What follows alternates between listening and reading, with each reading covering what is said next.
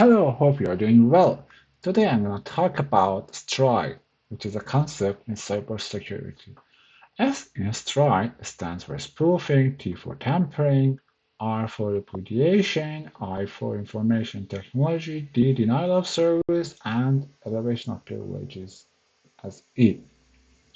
What does spoofing mean? It means an attacker impersonating someone else to gain access to sensitive data or system. Tampering is modifying the data, unauthorized modification of data.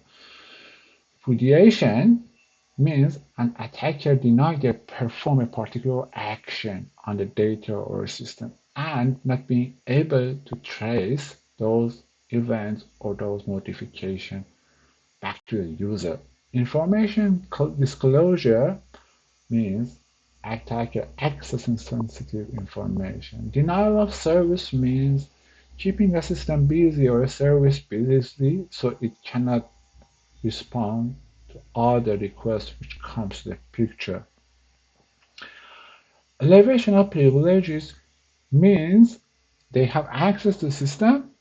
They may access to the system as a simple user, but due to some hacks or modifying the system or lack of security mechanism in place, they elevate their management to the admin level so they can perform more sophisticated attack. So to address this one or to identify these ones, Microsoft is offering Microsoft Threat Modeling Tool. So the best way to get it, go to this website, the Microsoft website, going to threat modeling tool, go to the releases section and find the most recent version. The moment it is the one that's bottom, published or released in October 2022. After downloading that, it's easy to use. You need to only have access to internet. And I remember there were some prerequisites like packages or libraries that needs to be installed, which was easy. So when you open that, there are three sections. Main section, create a model, open a model, and getting a started guide. So for template, we're gonna use Azure, Azure Threat Model, which seems more, it has more component to this one.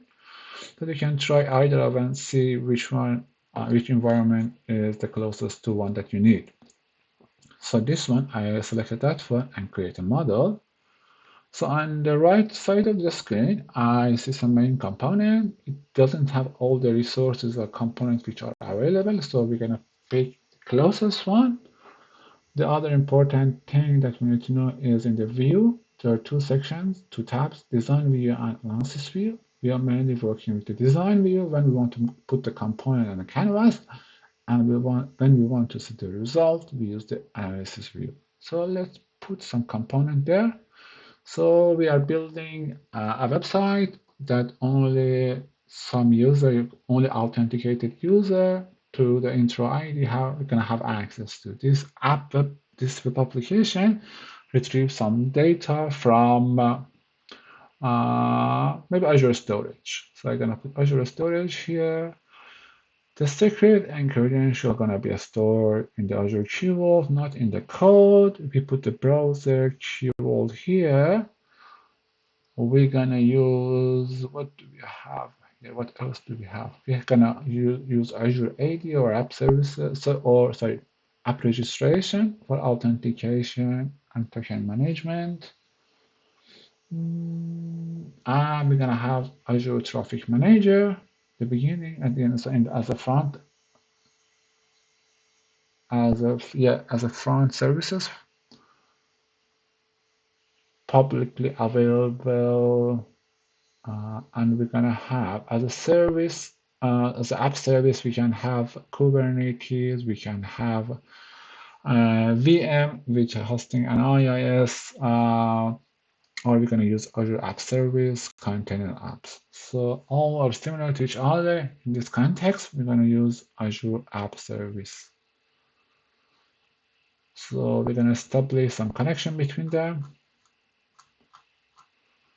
Then have the request comes from the user, goes through the apps traffic manager, another one, from traffic manager to app service, another one from app service to Key Vault, from Key Vault to storage, and from app service to AD. So when this app is is running in runtime, it's going to fetch some results, some of the credential or secret from the Key Vault for authentication and authorization and use app registration. So it needs to connect to Azure AD. And when a user is authenticated, it's going to fetch some result. So let's put the results back. We'll send the result back to the user or to the related component. So we are doing that like this. Another one for some Azure AD.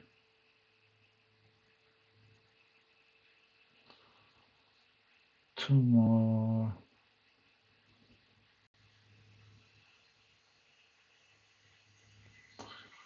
And the last one.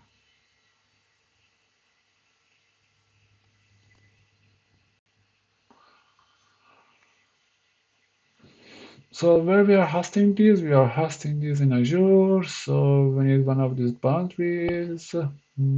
What's the closest one? Yeah, we go with Azure Trusted Boundaries. We're gonna put this around here. I'm gonna move Azure AD a bit further down because I've decided to put all of these in a subscription that only a specific user has access to, or specific services has access to. So I'm gonna use Machine Trusted Boundaries. I'll put them in here. So these are protected. This is part, Azure AD is a part of the trend. It's called Intro ID. We have Traffic Manager, which is also hosted in Azure and it's facing the external world. So it seems we put everything that we needed, just at very high level and abstract. Go to analysis view. So it has identified about 100-ish 86 threads.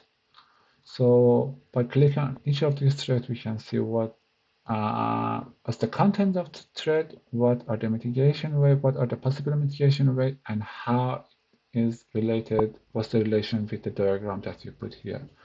So maybe put it here in the front, and it says an adversary may spoof the service or service endpoint by leveraging STLC and standard core and existing subdomain hijack attack. Address. So what is the possible mitigation? Mapping custom domain name to domain name of the Azure Traffic Manager centers. So that seems reasonable. We need to investigate. We put that one. Investigated